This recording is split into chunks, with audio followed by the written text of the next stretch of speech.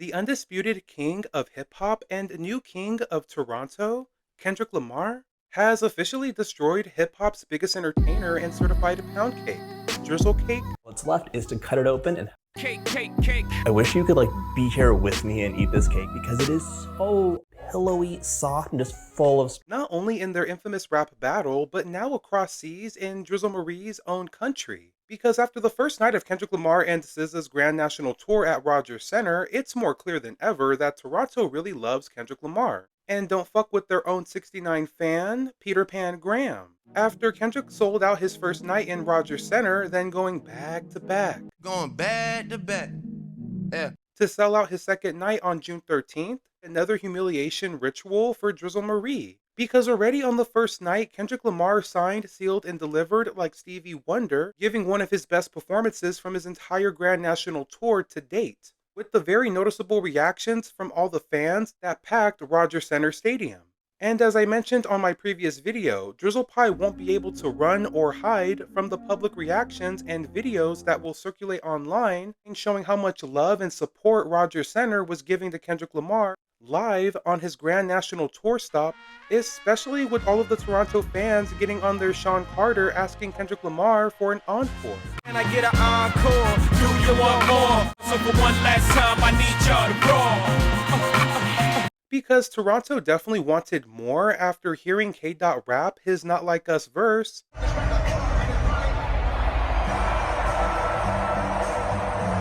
Literally asking Kendrick Lamar to perform it not 1, 2, 3, 4, but 5 times.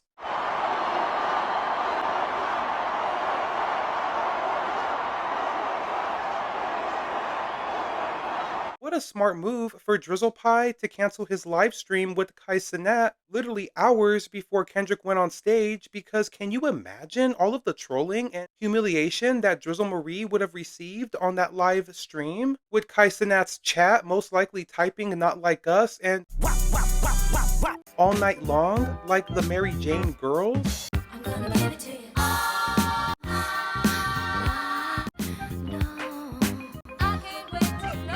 Knowing that he would most likely be sensitive and in his pajama clothes all night long around Kai Cenat. Nothing been the same since they dropped control and tucked the sense of the rapper back in his pajama clothes. Ha ha. But I do feel sorry for Kai Cenat because even though I'm not the biggest fan of his content, he is definitely more tapped into hip-hop culture as a streamer, being the biggest streamer and a successful young black brother at that. But it seems that Drizzle Marie can't stand being around chocolate. What? As he only likes to be surrounded by a bunch of colonizers like XQC and Aiden Ross, who is gay for pay and let his own sister get piped down by Zeus for a monetary gain. Just like Snoop Doggy Dogg and Dr. Dre said, Bitches ain't shit but hoes and tricks. The fuck out of ya. And to make it worse, Drizzle Cake dropped another song on the same day of Kendrick Lamar's first night in Toronto with one of his artists, Smiley, with their song called To Maza, which has been left in the dust as nobody gives a fuck, like Nipsey Hussle running a marathon. I don't give a fuck. AC blowing in my window down. It's cold outside, ain't no hope outside. I'm selling dope out. And the embarrassment doesn't stop in Toronto, as the infamous New Ho King restaurant was packed after the concert with a bunch of Kendrick Lamar fans eating their fried rice with the dip sauce, cheesing with all the fam. Be a New Hawk King eating fried rice with a dip sauce and a blammy crody. You're cheesing, fam.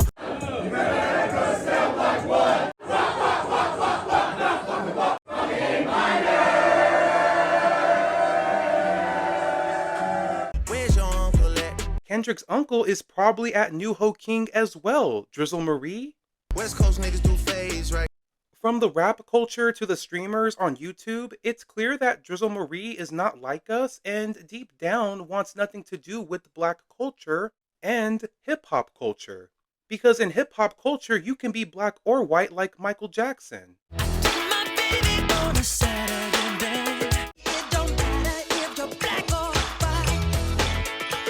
But when you disrespect hip-hop 1, 2, 3, 4, 5 times, like filing a lawsuit for defamation over rap lyrics, you're not really a part of hip-hop culture anymore. Because Peter Pan Graham will never win over fans in hip-hop again if he can't stop his #1 op, From Compton, Kendrick Lamar from taking over his city for 2 nights, that will go down as some of the most memorable moments in music history for Toronto. Especially when Drizzle Pie was the first to claim that he gets more love than Kendrick Lamar in his own city of LA. What's a prince to a king? He a son, nigga. Get more love in a city that you from, nigga. It's a song, but I hate you. Yet Kendrick Lamar received way more love in Drizzle Cake City and the country in just one night, where Kendrick Lamar only fucks with Toronto on a few occasions, like The Game and The Doctor's Advocate. Wake up, motherfuckers. I traded. And speaking of more love, I wonder how Drizzle Pie's #1 glazer from the OVO sweatshop, OVO Mall Ina, really feels about Kendrick Lamar getting so much love in Toronto when he was the first OVO bird to chirp last year on his podcast, claiming that Kendrick Lamar could never sell out at Rogers Center. I don't know if Kendrick is booking a show at the Scotiabank Arena and people not showing up to just boo him. 6 months later.